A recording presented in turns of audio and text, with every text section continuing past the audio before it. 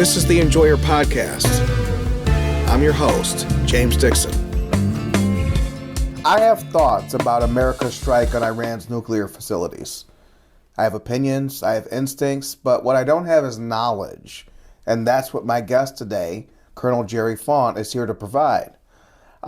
Jerry once fought the war on terror. He knows exactly what he's seeing, and so he's going to help us make sense of what did happen this weekend, what didn't happen, and what's likely to happen next. Jerry, thank you so much for taking the time. No, glad to be here. Thank you very much.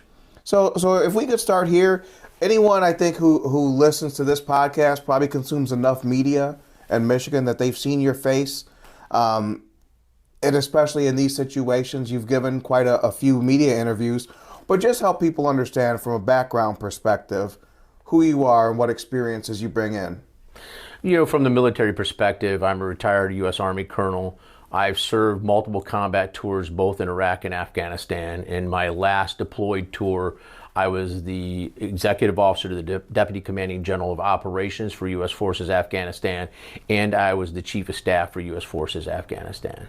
So it was predominantly a NATO mission, but you still have to have a Chief of Staff because of how the Title X money flows and everything down to the evaluations for officers, etc. So I was the one who was really the focal point for that. And interestingly, that we've dropped now a MOP, a massive ordnance penetrator.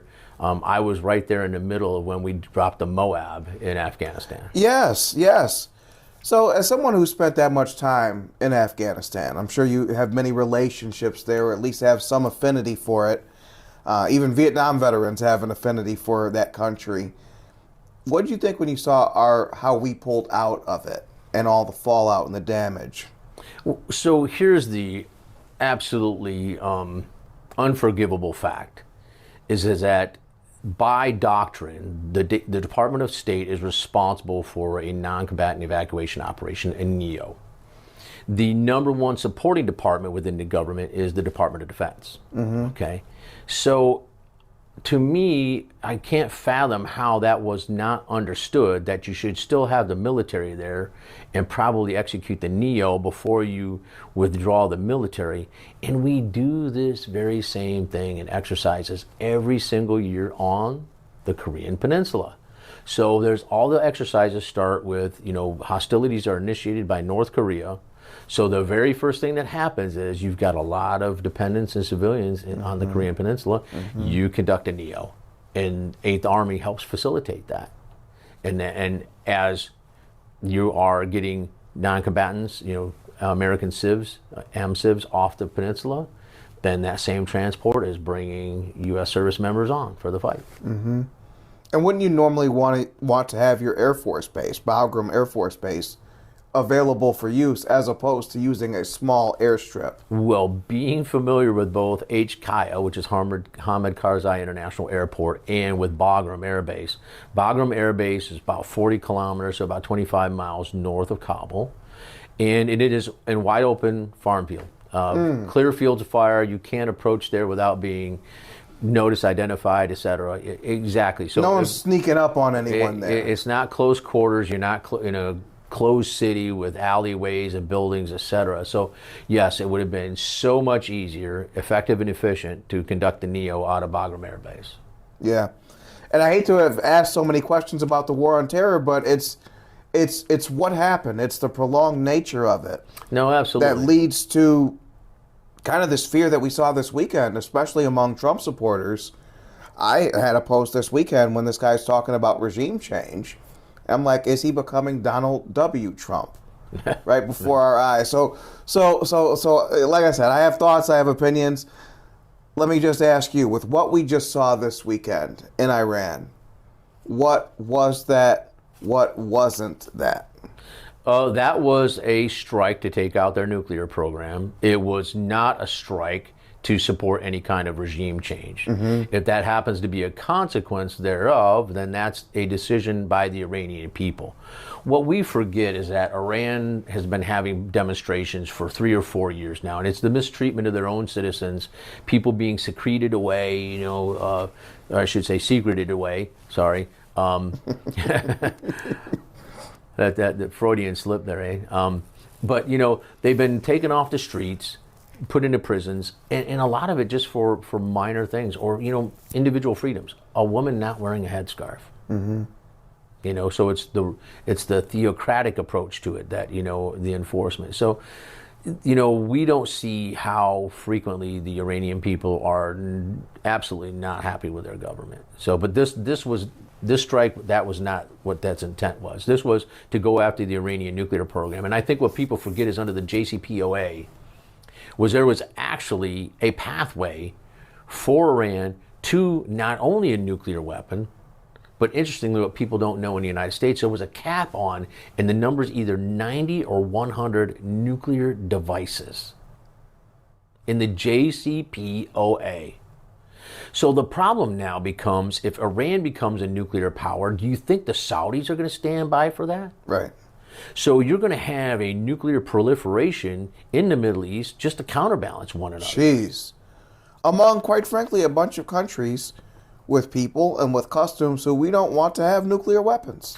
So now, not generally acknowledged, but we're not foolish, right? Israel has nuclear weapons. In fact, you could probably connect that back to some unacknowledged testing that was done off of South Africa in the 70s and 80s, that they had actually, needed space because they don't have space to test a nuclear weapon, right? So back to those days. But if that is true, and they have nuclear weapons, they, A, don't talk about them, and B, have not ever hinted at their use, right? So they seem to be a fairly responsible member of the nuclear family, if you will, if they do have them. They're not out there saying, death to 2 other countries and from the river to the sea. So again, it's about responsibility. When you look at Iran, they are the number one sponsor of state-sponsored terrorism around the world. And I think what happens is strategically they overplayed their hand. When you look at it, their military is, so it's a lot about military deception, MILDEC, and also information operations. Again, what you portray out there to in the world, in media, etc. Just like the weapons of mass destruction with Iraq, right? Saddam Hussein. Saddam Hussein didn't have them, but he had to play so hard that he had them as a counterbalance to everybody else. So he played it that well that he did not have weapons of mass. He really actually did not have weapons of mass destruction. Now I know people who had searched high and low throughout all of Iraq and over into Syria, etc., for dual-purpose technologies, and they did find some. But was there any kind of a program on the magnitude that was being portrayed by Saddam Hussein himself? And every intelligence agency in the world was like, "My gosh, we think he's got him." No. Why was he able to fool Intel? Or were they fooled, or did they give their bosses the answers that the bosses want? So there you go. Is that confirmation bias, right? So again, there's going to be a lot of look at that insofar as confirmation bias, just as there is with regards to that very thing about the weapons of mass destruction being even there, right? But in that case, I think it's a case of just like what the United States did with military deception in World War II, where we built an entire ghost army around General George Patton, Operation Fortitude, and the Germans bought it. They thought that we were going to invade Calais, and that was really where the main invasion was going to be. Hitler withheld many of the panzer divisions even after we landed in Normandy, thinking that was just a feint. Wow. They thought Normandy was the feint. Yes. Okay, so let's talk about military deception in this operation, right? I mean, everybody knows, and again, I worked for a company that had a very large plant, and I'm trying to be non-attributional because I'm not plugging any companies or anything, is that they have a very large plant in Sedalia, Missouri. So I would fly into Kansas City, and I would drive right past Whiteman Air Force Base. It's no secret. They've got that's where the B-2 Spirit bombers are at, right? So if you know that, then you can set anybody out there and watch it. And that's what happened with Haiti in the 1990s, was that the 18th Airborne Corps had been given to go by, my gosh, he was the Lieutenant General in charge in command of the 18th Airborne Corps, Hugh Shelton. who went on to be chairman of the Joint Chiefs of Staff. So Hugh Shelton was talking with General Cedras, and he said, hey, look, he said, we're ready to do this. And then when there was recalcitrance on the part of the Haiti junta, he stepped out of the office where they were negotiating. He made a phone call, and he gave a code word, and it was go. And then all of a sudden, a bunch of C-141 Starlifters are taken off from Pope Air Force Base. Haiti had people watching the Air Force Base, and they're like, yeah, he's not joking. We're seeing like dozens upon dozens upon dozens of aircraft taking off. So knowing that, this military deception about going west towards Guam as opposed to going east was actually very, very good. So I think we all, even if you don't care about Iran per se, I think we get the idea of a one-and-done strike, especially if it did, in fact, obliterate their nuclear program. You might not. So you want to know why there might not be a one and done? Absolutely. All right. So because that begs the next question. I mean, I saw that CNN came out already and said that they've released that the DIA assessment says that, they didn't obliterate it, but the reliability on that information is low. And it's funny is that you have to be very careful as you're doing assessment. Assessment's continuous, and they were probably looking at geospatial imagery, right? So what we want to do is we want to start tying that together with human intelligence. And I'm telling you that I can't think of any other country who's better at human intelligence than the Israelis. They penetrated Iran a long time ago. Strategic failure on October the 7th, 2023, absolutely. But their human intelligence capabilities are probably unmatched. So you tie that with human intelligence, you tie it with signal intelligence. Look, Iranian leadership's getting on phones, right? And they're talking. And we're intercepting that stuff. Come on. So you start matching that up with geospatial massing, which is measures and signatures intelligence to say how big are those holes, etc. So you start triangulating all these intelligence means, right, to understand, and it takes time. So once you can triangulate all that stuff, then you start getting a higher level of reliability on that intelligence. Did we really do that? So I would, and again, somebody said, well, did Benjamin Netanyahu play President Trump?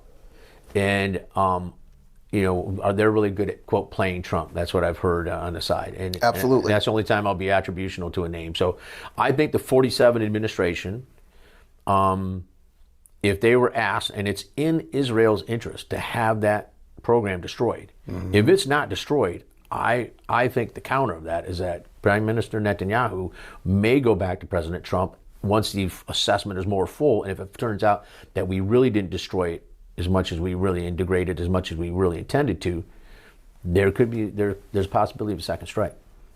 And that's what I didn't really get from a strategic standpoint of what Trump said. So no sooner does it happen than he's saying it's obliterated. You can't know that. You can't know that, even as the president. That strikes me as you're speaking a not yet knowable, as if it's definitive. So, A, is there a reason to think that Trump maybe has more information to think that? And B, if it's not obliterated, doesn't that kill the credibility you would need in the future to say we need to go back in? Well, firstly, I think that I may have couched it differently and said, from the available imagery right now, it has been devastating. And I think that the chairman of the Joint Chiefs of Staff, that General Kane did say that, right? So put a little caveat on it, right? As a diplomat, I've learned, I'm not a politician, so I'm a diplomat. I've learned throughout the years is that you got to put a little caveat in there, be objective. It's not what you say, it's how you say it. It's right? How you say it, correct, yeah. But somebody on LinkedIn associated this and compared it to, quote, the shot heard around the world from the start of the American Revolution, right? Let me tell you, that was not only to destroy the Iran nuclear program, but that was also some pretty incredible messaging to many other entities around the globe. And so North Korea, Russia, and China, probably in that order, because again, No other country in the world could pull that off. I just saw now where China has done some in-flight refuel. They're working hard now on in-flight refueling. They get that. They don't have it? They don't have it. They don't have it? They don't have in-flight refueling.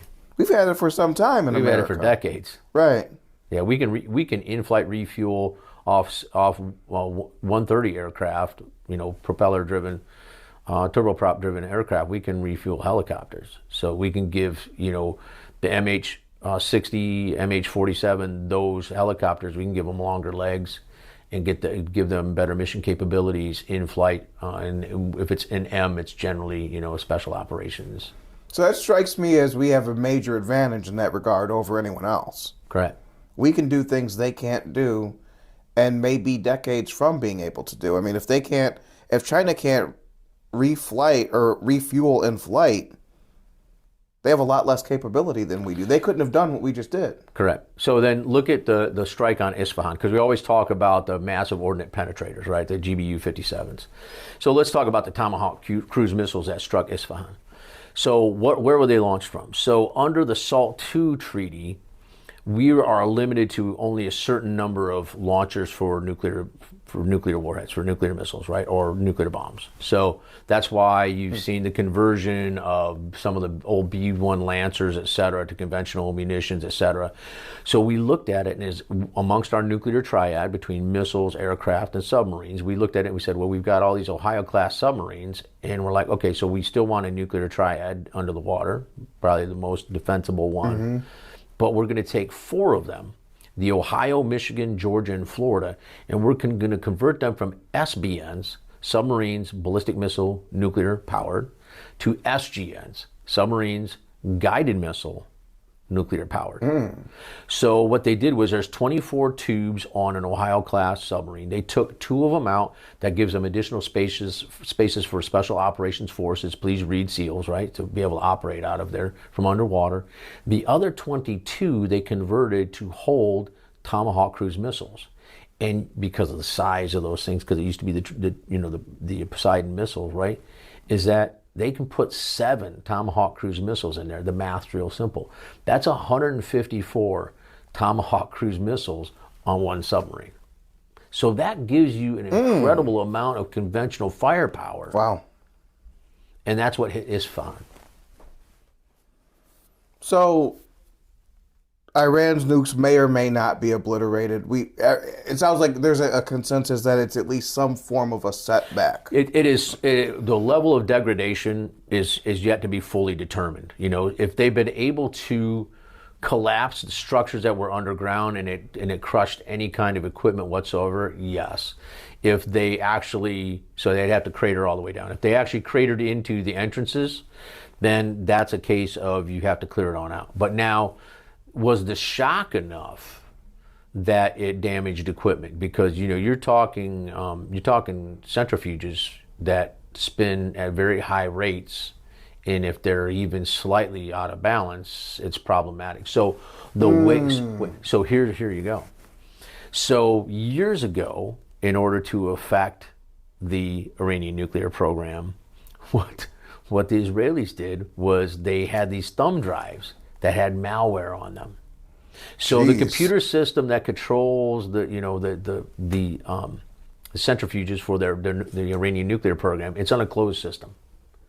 But what they did was they would go places like a Starbucks or something, right? And they would leave a thumb drive laying behind, right?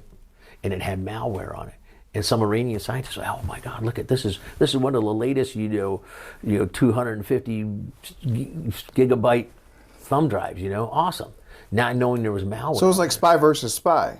So what those scientists did was they plugged those thumb drives into those computers that controlled the centrifuges. The malware loaded and kicked in. And what it was doing was it was subtly speeding up and slowing down the centrifuges, because it was enough that it was actually damaging the centrifuges. Mm-hmm. And that's what they did. So may or may not be obliterated. It's setback. With all with all you could infer to be true, was this a one and done? Everyone hopes it was. Was it? I certainly hope it was. Again, I'm not going to. There's not enough information right now out there to prognosticate where we're at. We're at. We really need to wait for the human. And I'm telling you, the Israelis are good at this. And I'm going to tell you, for years they've been able to. It doesn't take much squeezing to get most Iranians to start talking. They just there's ways to get them to talk, and they've been able to do that. Don't underestimate the signals intelligence that's being collected. Because they have to be talking, and they will be talking. So as we start triangulating that, then that's up to the president to make a decision insofar as whether or not, if it's not degraded enough, does he do a second strike, and then what's the nature of that strike again? To make sure that we're fully possible on that.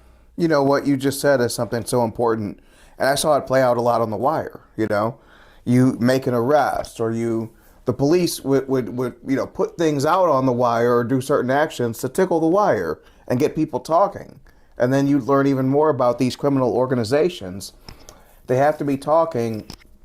And then I think about what the Israelis have done in past years. And this strike, very high risk. Wouldn't it almost make more sense? I can't imagine there's many people on Earth who work in the nuclear field, right? Especially for any particular country. Wouldn't it almost be easier to kill the people in the nuclear field than to dismantle it? The Israelis have been doing that for years. There was a joke, not within the last decade, that the shortest lifespan for a worker on the face of the earth was to be an Iranian nuclear scientist, because they were killing they were killing them in Tehran. Because these programs, if you're studying nuclear energy in college, your name's on probably multiple lists, right? Like, no one's doing no one's doing that stuff under the radar. No. So it seems like that would almost be easier. Yes, but the one thing is that you can't kill knowledge. So there's they've built the knowledge up, and they've got the know-how, right? And so therefore that aspect of it is difficult. They have enough of a pipeline of people. Yeah, just like they've got enough of a pipeline that eventually they'll probably replace the senior leaders in their military and also in the IRGC. But it's going to take a little time because, what was it? The IRGC commander was killed, and then 4 days later, after his replacement was appointed, 4 days later, he was schwacked. And what people really have to understand is what is, again, let's talk about capabilities. Look at what that capability was to drop those GBU-57s there, right? Look at the capability that you're able to fly a Hellfire missile through a window. Forget the fact that you even know that the IRGC commander's there, the Quds Force commander's there. You've got that information. And you fly a Hellfire missile through his window and you kill him without a tremendous amount of collateral damage. That's scary. Right, that says we're not even going to do what might have happened 20, 30 years ago. Just collapse the whole building and 130 people die, but we also got the bad guy. Now we can just get the bad guy. So the way that happens is that in the U.S. military, for the Army, there's a warrant officer that is in an Army artillery fires battalion or brigade, and they're called the targeteer. And they have all this expertise. And I was obviously privy that we would be hitting targets in Afghanistan, and the targeteers would be there, and there were actually 3 of them. I'll keep them nameless. I probably could dredge up their names out of my memory banks or some notes that I have, right? And they would sit around and say, well, the aircraft's going to come in at at this heading. We're going to drop at this altitude, at this angle. We'll go through this window, and it'll be a CD5 low. So collateral damage, level 5 low. And delayed fuse so that it buries itself a little bit, because again, a blast is like water and electricity, always the path of least resistance. So if you bury it in the ground, it doesn't blow sideways, because that's just more ground. It's trying to release, so it blows up, right? So now you do an air burst, now you're blowing sideways, now you're going to damage structures nearby you. But if you're down low, and especially if you're buried with delayed fuse, then you blow up. And if you're especially in your building, then it's also a bit self-contained. So they were able to do all those things. Okay.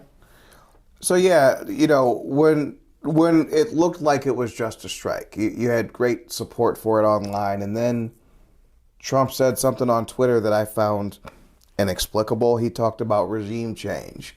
And I'm not sure if he doesn't fully grasp how triggering that word is to people after the experience from the war on terror. And so in that moment, he sounded like Donald W. Trump. What was that? Was that some kind of negotiation tactic? What was the talk of regime change? I think that what happens is that there's a tremendous amount of messaging. And if you've seen that, and I've not seen that, everything that I've seen in media and I've looked at, I try to look at a broadband, Fox News, CNN, MSNBC, et cetera, right? The truth somewhere Newsmax, in the middle, absolutely. Again, you got to triangulate those, everybody there too, right? Is that he's backed off away from that really hard. So, I mean, either it was a slip or a faux pas and somebody corrected him, or he did it on purpose. A lot of times, you can understand this guy, again, I only talk about presidencies and policies and, I don't talk about them as individuals and as people. But I was working for a company when I was still a serving colonel, right? Because I was a reservist, at the end of my career. And there was a woman down in Columbus, Ohio. They have this organization that brings in speakers and business leaders can come in and understand and listen to what's going on globally, the geopolitics of it, how it might impact your business. So there was a woman that came in from the Council on Foreign Relations, and it wasn't long after President Trump had been elected for the 45 administration.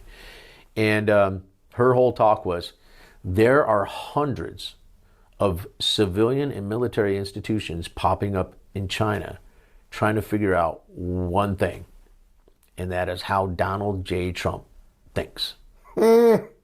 So you think about how much that's tying up, and and on the Council for Foreign Relations, they said, we think we figured it out. He's a businessman. As he has some core American values, he's willing to negotiate because he's transactional on everything. I mean, look at what he said sometimes about Putin. He's not trying to kick him in the teeth. He's trying to cajole him to the table, to a using discussion. Whatever means. It could be charm one day. It could be threats one day. Correct. Absolutely. Right. And we've seen him take that varied approach. Yes, he's done it with President Xi in China. He's done it with President Putin. He just did it with Israel and Iran the other day. Exactly. Yeah. They were watching. Oh yeah, he when he dropped the F-bomb, I mean, you could tell that he was perturbed that Israel had gone on and put a package together. And they're like, hey, we got 12 hours. Let's go hammer the hell out of them. It's like, whoa, wait a second. This is not the intention of this. This is about showing good faith. Right? That F-bomb to me saved every fear that I had over the weekend became justified, or it was worth it to endure that to get to that F-bomb moment, because I saw an American who said, I'm not Israeli. I'm not Iranian. Best of luck, guys. Is that what you saw? No, I saw this has got to stop. And I'm the person who's trying to make it stop. But what I also saw is an acknowledgement. It'd be nice if it stopped, but if two groups of people were fighting in the Bible, and they're still fighting now, I think even Donald Trump has realized the limits of his ability to solve these ethnic blood feuds. And I wonder, A, did you also, read that kind of impatience with it all? And B, do you think that might bleed over into his handling of Ukraine and Russia, that he might see it as the same thing and ultimately beyond his limits? Right. So you made a biblical one, and to the Christian side of things. For the record, I don't wear my religion on my sleeve, but I'm a master parachutist. I've never seen an atheist jump out of an airplane. Okay, so and to anybody else out there, assalamu alaikum. So let's take it back to something maybe everybody can certainly identify with, and let's talk about a schoolyard. You got two school kids that are out there kicking on one another pretty hard, and it's becoming exhausting, right? But it also has the potential to get out of hand. And I saw frustration. Because what he did was he took a significant step by doing that strike. And again, he's being he's being questioned about the War Powers Act and how it was unconstitutional, et cetera. But then when you look at both sides of the aisle have done it. We could go back and look at the 44 administration and see how many times they did it. Libya being a glaring one. You can go back to Jefferson and the Barbary Pirates. You can go back to the Whiskey Rebellion in Washington. There you go. You know your history. So I was just trying to keep it at least in this epoch. Almost, you know what I mean?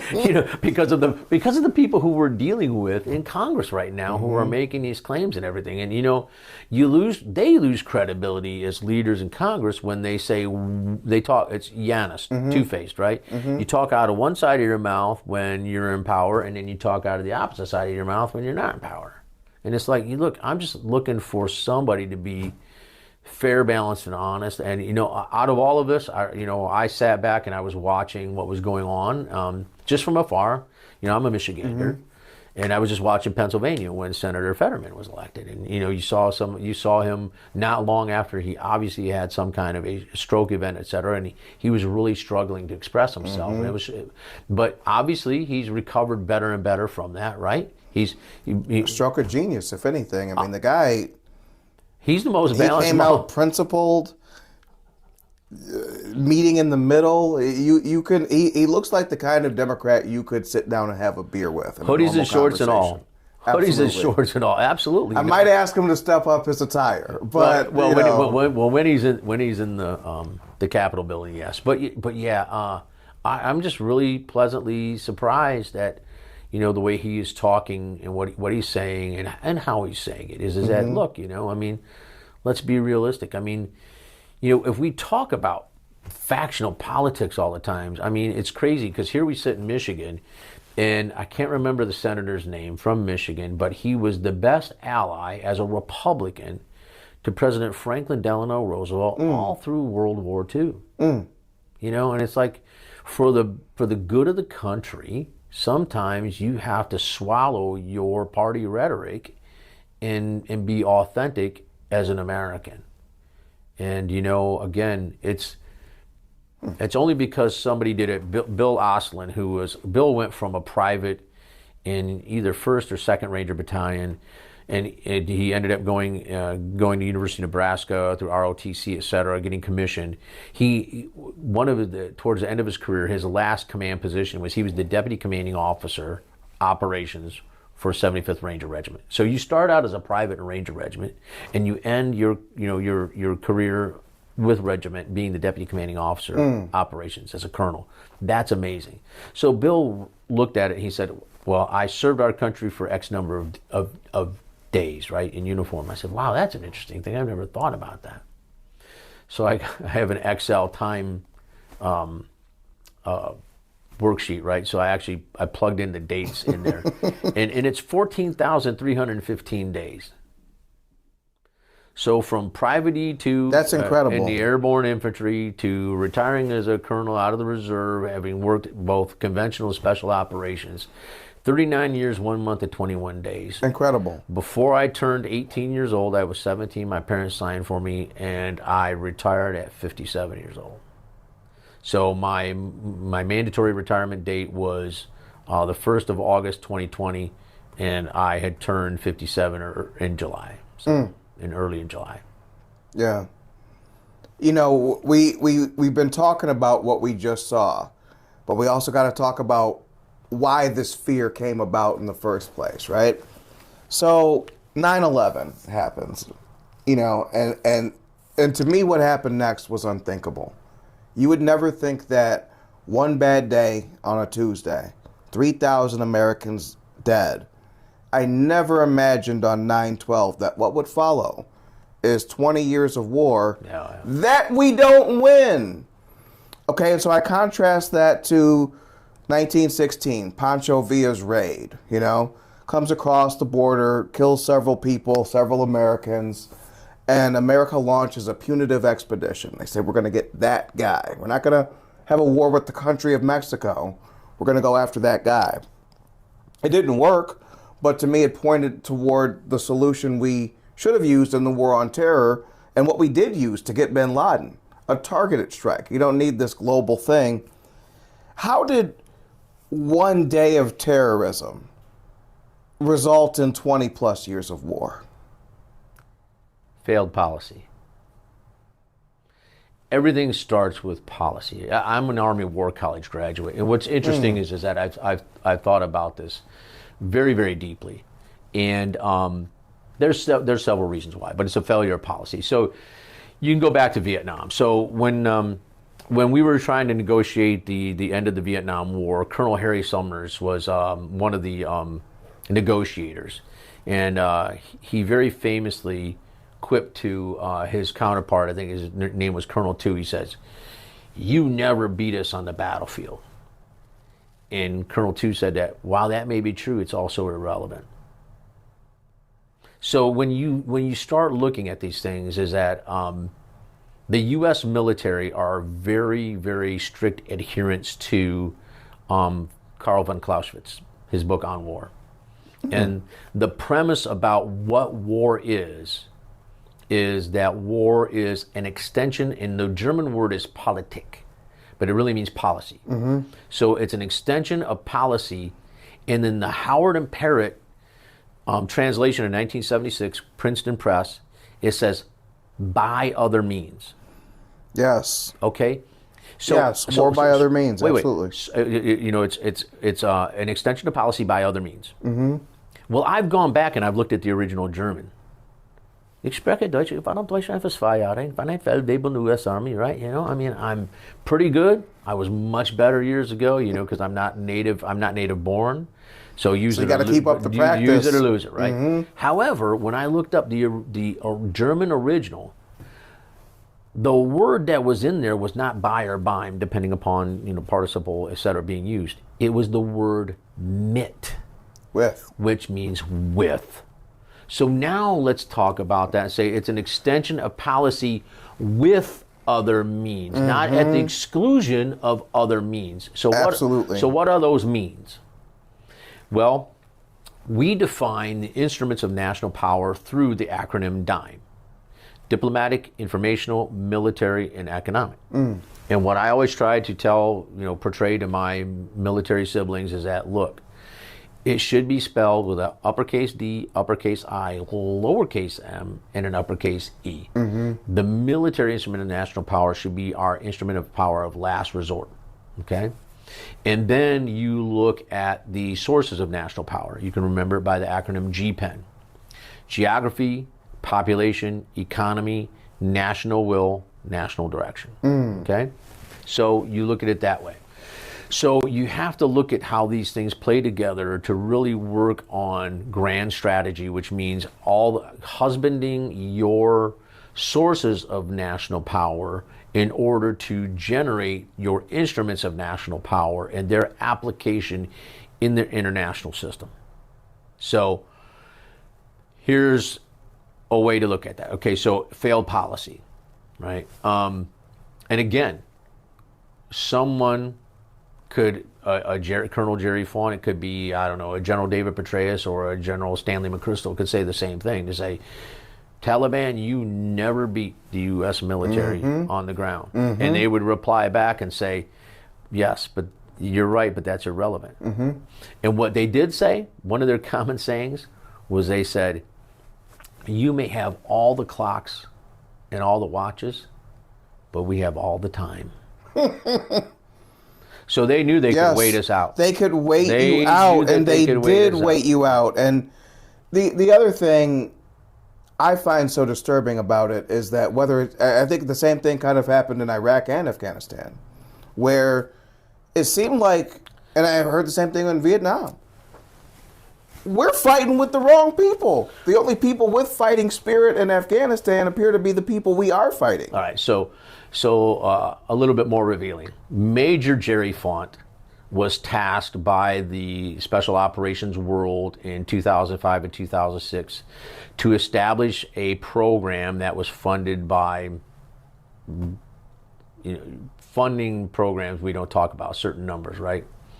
And it was called the Desert Protectors. And what it was this was before the Sunnis, the sectarian violence had, uncapped with the bombing of the the Golden Mosque, up north. Where was that? it's so many places between Iraq and Afghanistan, but the mosque had been bombed. So the sectarian violence just opened up. So we're looking at that, and the Shia majority had pretty much taken over the Ministry of the Interior. So that was the police. So we said, okay, look, can we get the Sunnis into the Ministry of Defense? And actually, the number one person in the Delaim Tribal Confederation at that time was the Minister of Defense. So it's like, we need to do everything we can to get these Sunnis in the Western Euphrates River Valley and Anbar province to get them back into some pillar of the Iraqi government. And then they looked at me, I'm a reservist, and they're like, hey, you're a businessman. We saw your LinkedIn profile. You run business. It's all about business. So let's make this happen, right? So I'm like, so this was kicked off by General George. He went on to be, why can't I think of Casey, General George Casey.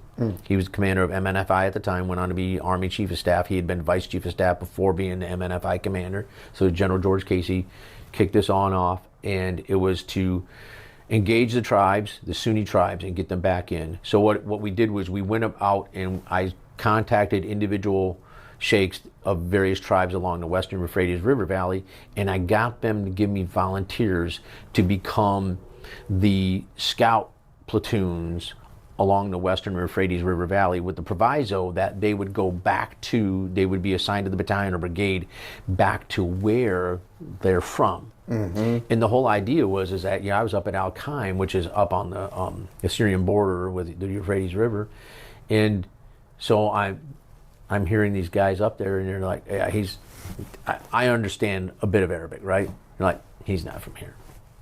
He's like, he's Saudi. And I'm like, how do you know? He's like, well, I can tell by his dialect. Okay, that's what you need, right? Jeez. I mean, I have a very dear friend who is a retired lieutenant colonel. He works for the Army G8. He's the number one guy in assessment for the United States Army, right? He's from Louisiana. You can take the boy out of Louisiana, but you can't take the Louisiana out of the boy. The way that he talks. So it's just like somebody who came here that spoke an entirely different language, maybe possibly, not a romantic language or a Germanic language as English is, but spoke an entirely different type of dialect. They wouldn't be able to tell the difference between him and I. But you and I know, you go, that guy's from south of the Mason-Dixon line, definitely. And there's, maybe I detect a little Cajun in there, and you'd be right. So that's what they did. So that's what I was doing in Iraq for the Special Operations world, and as soon as we did that, and especially when we got 3 platoons for the brigade that was up in Al Qaim, and that that Special Forces ODA commander had siphoned some guys off to be a clandestine recce, so they would go around in civilian clothes armed, right? But they were Iraqi soldiers and trained to be scouts, and they were getting additional training, close target reconnaissance, those kinds of things, that stuff that our guys would learn through advanced special operations training, but we were doing it for them. They became extremely effective, right? So, that was what was being done there, and it was done with some black funding to get them back in a meeting with the sheikhs. So it's all about not just the military instrument of power, but we used informationally. We were trying to influence those guys. There was no diplomat there. I was being diplomatic, right? And then, yes, there was some funding that was going there because these sheikhs, if you've never seen the movie Lawrence of Arabia, he says, I'm the river that feeds my tribe, So you get him some money that spreads out amongst the tribe. That's how we got him in turn. That went from the Desert Protectors to the Sons of Iraq, and then the Sunni Awakening.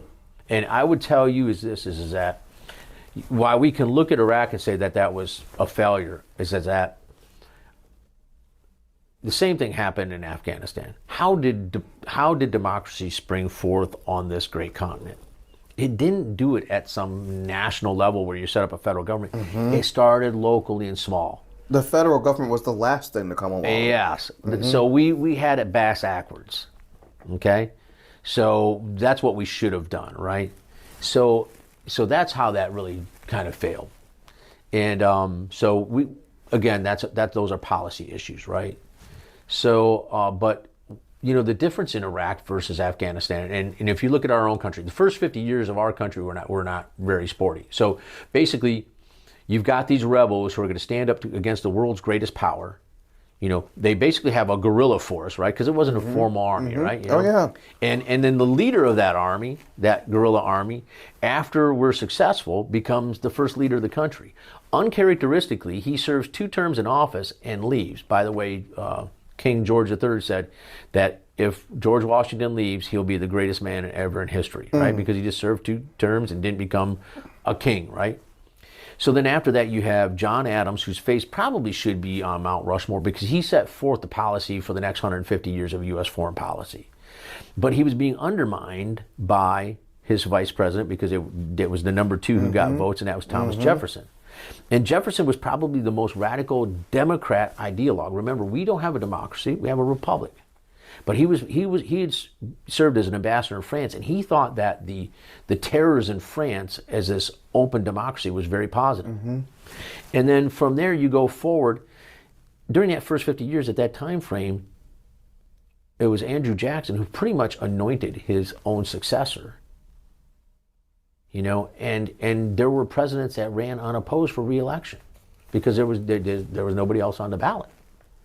So it was an imperfect and very dynamic, even for just that 50 years, let alone we go further to 1861, right? Because it was more perfect union, not a perfect one, That's right? exactly it. It was always that you had to put the work in. So look at Iraq now. Was it perfect at the beginning? No, there was a lot of sectarian violence. Did we have some leaders who were Shia that were very Iranian leading? Yes. But now, with ISIS kicked out of there, and they let us come in and help them fight ISIS, right? That it seems that their government seems to be a little bit better functioning. As time goes on and these democratic institutions get built and these democratic principles kind of get more and more ingrained. But why is the huge difference between Iraq and Afghanistan? Well, in Iraq, the literacy rate was like 82%. The University of Baghdad had collaboration with, universities back in England. It was a very, if you said, I'm a doctor, I was trained at the University of Baghdad, that was very prestigious until the Ba'ath Party came in. Literacy rate in Afghanistan, 18%. So, and they believe that the word of Allah given to Muhammad should truly not be translated out of Arabic. So if there's an only 18% literacy rate in your own language of Pashto or Dari, right? What's the likelihood that you also know Arabic? Probably pretty low. So it's through a lot of memorization. So when Afghanistan fell apart in the mid-70s, when they went through their revolution and threw out their Shah, all of these young boys that were orphaned, they were taken to Pakistan and put in the madrasas, the schools, and they were trained, and they did it through memorization, and that's where you have a lot of radical Islam. And then that started to be, they were trying to look after these young boys that were orphaned, but there was, there's a little bit of a sinister side to it in the fact that, they weren't portraying Islam as it should be. And they're weaponizing it. I have plenty of Islamic friends too, and one who's a Pakistani. I mean, his father was a retired Army Major General, was the former governor of Peshawar province, and then he was the Pakistani ambassador to Afghanistan when this guy that I know was a young boy, and he was the guy that I know, my friend. He's my friend. He was trained in British military schools in Pakistan, and he would transit through the Khyber Pass and go to Kabul to visit his family on the weekends and go back to school on Sunday nights. So, and Kabul was a very cosmopolitan city at that time.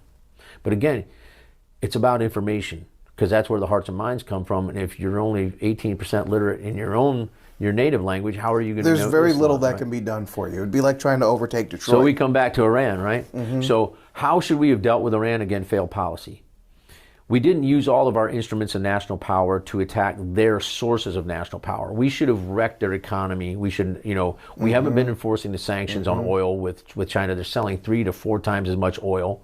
We unfroze their bank assets, which resulted in them getting plane loads of cash, because the world, even though you think of the military, nothing moves without money.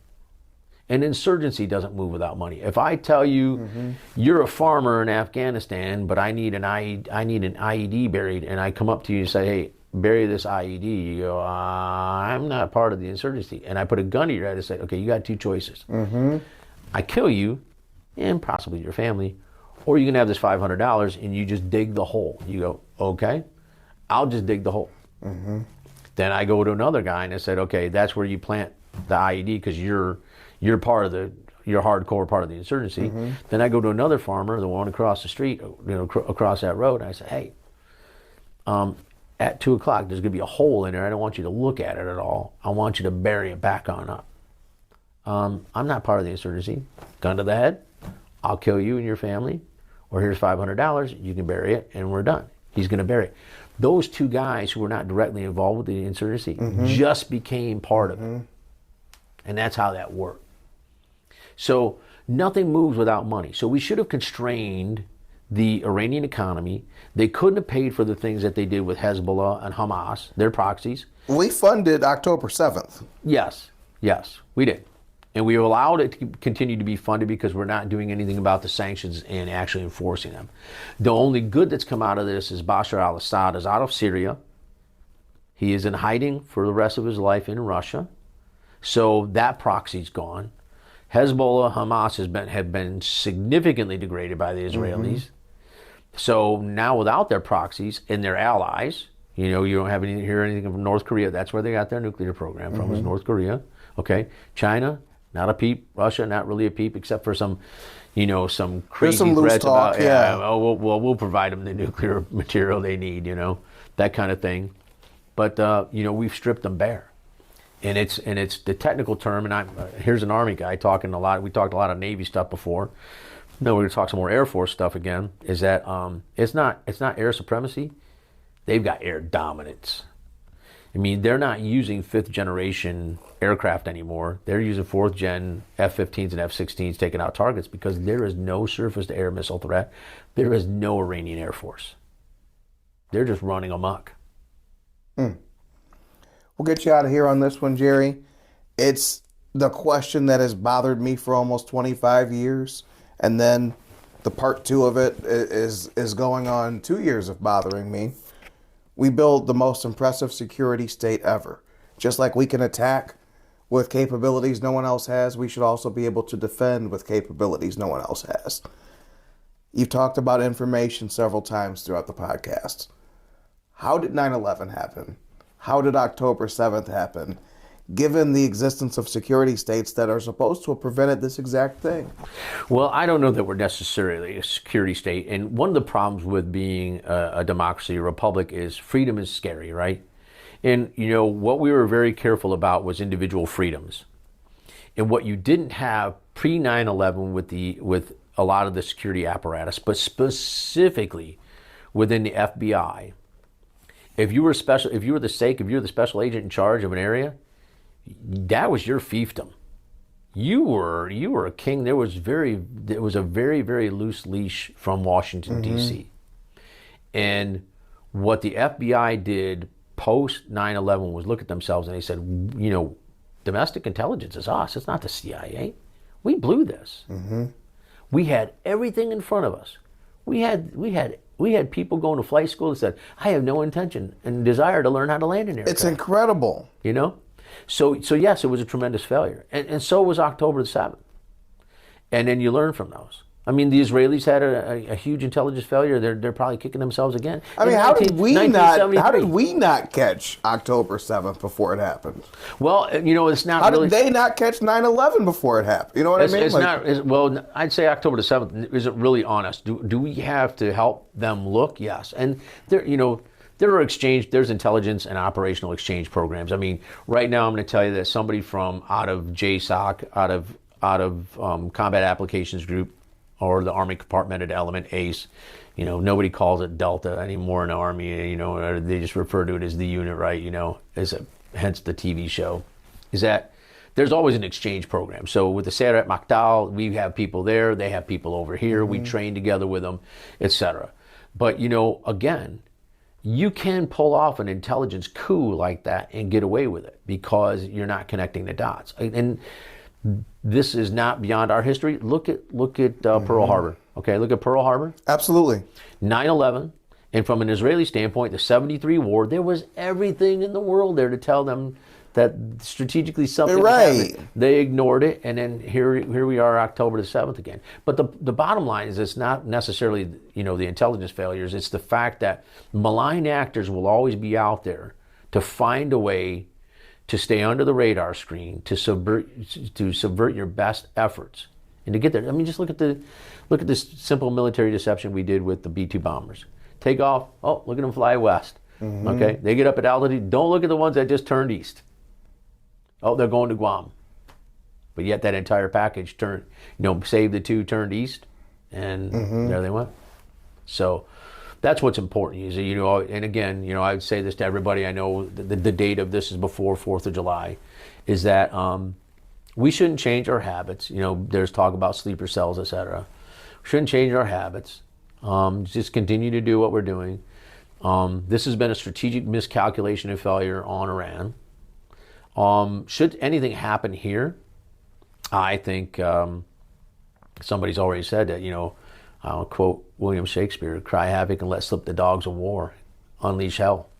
That would then therefore, maybe the gloves would come off, and you talk about a second strike, it might be a hell of a second strike.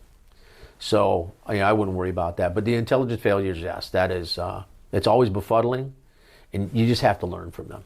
Right, and again, weapons of mass destruction. Again, I've seen the analysis on that. It's confirmation bias. You will find what you're looking for. Yeah, that's the toughest thing to be an intelligence analyst is to stay objective. Was 9/11 something that could have caught it, but didn't connect the dots, or were they way off? No, absolutely. They didn't connect the dots. They knew things were going on, but like I said, is that a special agent in charge of a different area? It was their fiefdom. They didn't crosstalk, and that's what Bob Mueller forced after 9/11 was the fact that, hey, headquarters in D.C., we're going to set up an operations center. We're going to drive this crosstalk, and that's what they did. Now you have to be careful, right? Because we don't want to drive this crosstalk to the point where we have pseudo-militarized the police, law enforcement, et cetera, that we forget the basic tenets of, the 4th, 5th, and 6th Amendments of the Constitution of the United States, and the relevant case law around a lot of that.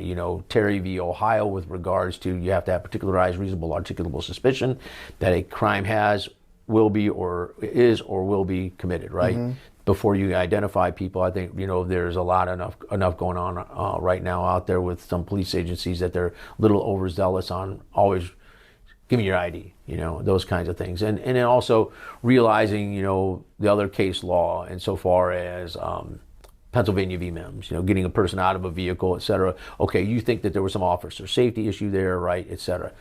Why am I bringing this up is that freedom is scary. And if we go too far with regards to the intelligence state, if we go too far with the security state, then that runs counter to our beliefs in individual freedoms as a republic in the country. And that's why we're a republic, because in a pure democracy, the majority rules. That's it. And that's Britain. It's a parliamentary system. We have a republic, whereas by, a person with a valid interest, that's why we have some landmark cases out there, and a judiciary that has judicial review on the laws, right? To say this is unconstitutional because it goes against these fundamental rights that are ensconced and captured in this document. That's what makes this country what it is. It's this idea. Absolutely. Jerry, thank you so much for taking the time. No, thank you for having me.